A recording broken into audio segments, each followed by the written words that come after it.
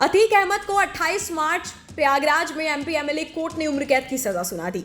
अतीक अहमद पर बहुजन समाज पार्टी विधायक राजू पाल की हत्या के चश्मदीद गवाह उमेश पाल के अपहरण का मामला दर्ज था। अदालत ने अतीक के भाई अशरफ सहित 7 अन्य को बरी कर दिया। उसके बाद अतीक को साबरमती जेल ले जाया गया। हालांकि अतीक साबरमती जेल में पहले एक आरोपी था, लेकिन अब वो वहां पे हमेशा के लिए कैदी भी है। बता दें कि प्रयागराज में जुर्म का दूसरा नाम अतीक है। अतीक पर 74 साल से कई मुकदमे दर्ज हैं। वहीं अतीक पर साल 1979 में इलाहाबाद में हत्या का आरोप लगा था। तब अतीक की उम्र महज 17 साल की थी। तब से लेकर उसके खिलाफ 100 से ज्यादा केस दर्ज हैं। 17 साल की उम्र से ही अतीक राज्य में कई गैंगस्टरों के नेटवर्क में था। इलाहाबाद, फूलपुर और आसपास के इलाकों में अतीक का बोलबाला हुआ करता था। आपको बता दें कि उमेश पाल अपहरण कांड केस में अतीक के पक्ष में 52 गवाह खड़े हुए थे और उसके खिलाफ मात्र 8 ही लोगों ने गवाही दी थी।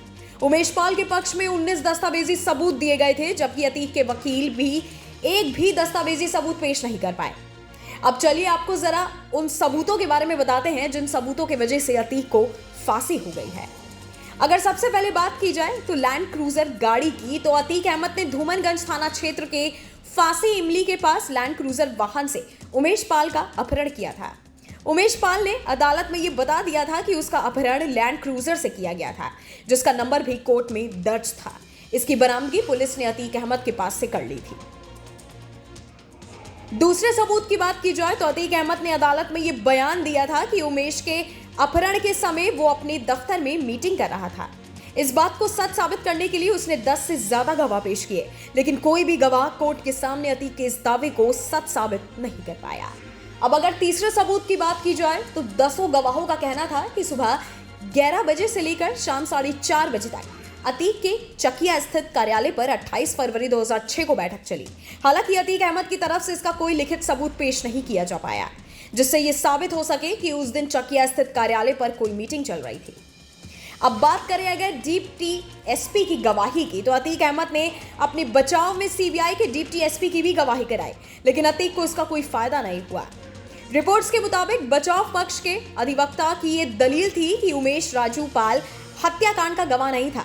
इस सिलसिले में डिप्टी एसपी सीबीआई की गवाही कराई गई, जिन्होंने अपने बयान में बताया कि राजू पाल हत्याकांड का जो आरोप पत्र उनकी ओर से दाखिल किया गया है, उसमें कुल 77 गवाह हैं, जिनमें से जनता के 60 गवाह शामिल थे, लेकिन इनमें उमेश पाल का नाम शामिल नहीं था।